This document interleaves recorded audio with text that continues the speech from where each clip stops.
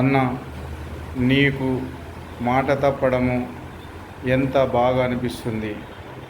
కానీ కన్న తల్లి పాదాలు పట్టుకొని పెద్ద మనుషుల ముంగట రాసుకున్న ఒప్పందాన్ని తప్పడము ధర్మము కాదు. అందుకు పోను నువ్వు ఇస్తానన్నయి ఇవ్వమన్నాము తప్ప నిన్ను ఏనాడు ఇబ్బంది పెట్టలేదు. అన్నీ నీ దగ్గర పెట్టుకొని ఈరోజు నువ్వు ఇవ్వనని నాకు చేస్తానన్న ఎల్లారెడ్డిపేటలోని 20 గుంటలు కూడము వదిన పేరు మీనికి మారుస్తున్నావు. ఇది ఎంతవరకు ధర్మము? నీకు అన్నీ తెలుసు, కానీ ఎందుకు ఇంత రాద్ధాంతనం చేస్తున్నావో నీకు అర్థమవుతుందా? అన్నదమ్ముల బంధము ఎన్నటికీ విడిపోనిది. ఈరోజు నిట్ట నిలువున నా ప్రాణం తీసినంత పని చేస్తూ నీ ఇష్టమున్న పని చేస్తున్నావు. నువ్వు ఏమి సాధిస్తావో నీకే తెలియాలి. నీ పేరు మీద ఉన్న భూమి నీవు ఉంచుకున్నా, నీవు వదినకు పంపినా అది రెండు ఒకటే. కానీ మన తండ్రికి ఇద్దరము పుట్టి మన గంగుల రాజయ్య పేరు నిలబెట్టకుండా ఎవడో నీ పేరు నిలబెట్టడానికి ముద్దం ఎల్లయ్య ఇచ్చాడని అంటున్నావు. నీకు ముద్దం ఎల్లయ్య ఇయ్యలేదు. నేను కష్టపడి సంపాదించినామే తప్ప ఎవరి మోచేతి నీళ్లు తాగలేదు. కానీ ఈరోజు నీవు ఆస్తి దక్కించుకోవడం కోసము ఎవరి వంశాన్నో పొగుడుతున్నావు. అందుకు నీకు ధర్మంగా లేదు. నీవు ఎవని కడుపులో పుట్టినవో వాని పేరు మోయి తప్ప ఎవరిని పడితే వారిని పొగిడి నీ అయ్య పరువు తీయకు. ఓకే, అదే తీసుకుంటానన్నా. అవునన్నా, తీసుకుంటా అన్న. చూసినావా? మొన్న చూసింటావు అన్న. అదే అంటే ఇప్పుడు నాకు ఇవరలాగా తమ్ముడు చెప్పిందంటే మా నడువికే 30 ఫీట్ల రోడ్డు తీస్తాం. అదే అన్న, 30 ఫీట్ల రోడ్డు తీస్తే ఆ రేటు పెడతాము. రోడ్ లేకపోతే ఆ రేటు. ఇక రోడ్ లేకపోతే ఎంత? 1,50,000. రోడ్ లేకపోతే 1,50,000. రోడ్ తీస్తే? రోడ్ తీస్తే 2.5 అన్న. రోడ్ తీస్తే 2.5. ఓకే, 2.5. అంటే ఈ రోడ్ తీసిన జాగా ఎవరిదాకా పోతుంది? అది నాకు మధ్యలోకి రోడ్డు తీసేయాలన్న, మీ దాంట్లోకి పోద్ది అనుకుంటా. మధ్యలోకే రోడ్డు తీసేయాలన్న? 30 ఫీట్ల రోడ్డు తీసేయాలి, 33 ఫీట్ల రోడ్డు తీసేయాలి. 11 గజాలతో 11 గజాలతో తీసేయాలన్న.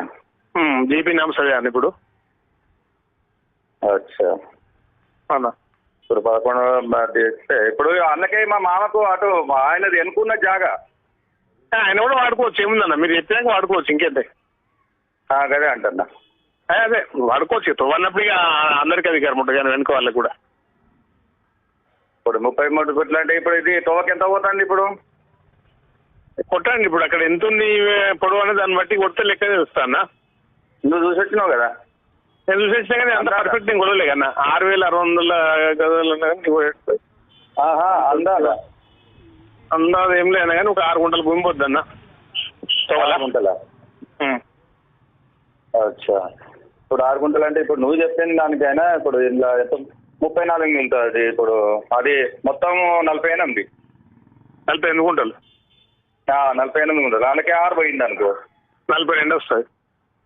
42 వస్తుంది. 42 వస్తే అంటే ఇప్పుడు ఈ లెక్క అయినా ఇప్పుడు 1 మీద అవుతుంది కదా? అంతే అంతే, 1 మీద అవుతుంది. 1,5 లక్షలు అవుతుంది. కదా అంటున్నారు. ఓకే, మరి మా వీధి నువ్వు తీసుకుంటానంటే మరి నాకు భయం ఇస్తావా మరి? ఇస్తాను. ఓకే, మరి నేను కొంచెం నేను చేసి నీకు ఫోన్ చేస్తాను. ఓకే, చేయండి.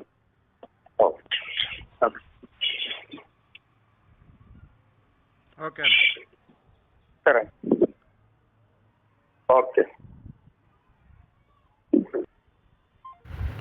ఇలా బేరం చేసిన తర్వాత ఇప్పుడు అంటున్నాడు.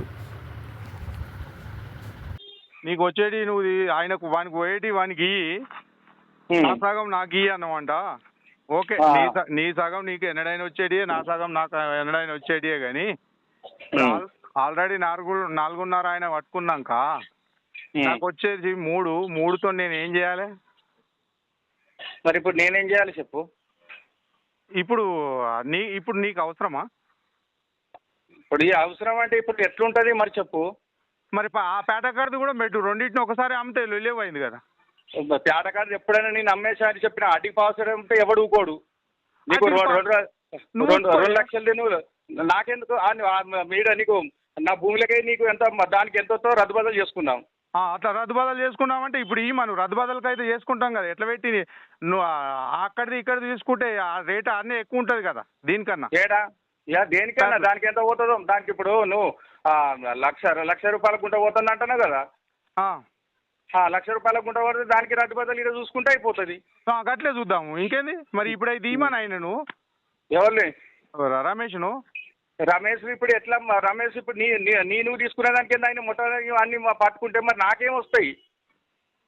అంటే నీ దగ్గరనే ఉండదు కదన్నా రిజిస్ట్రేషన్, నీ మీద కమర్షియల్ చేయలేదా?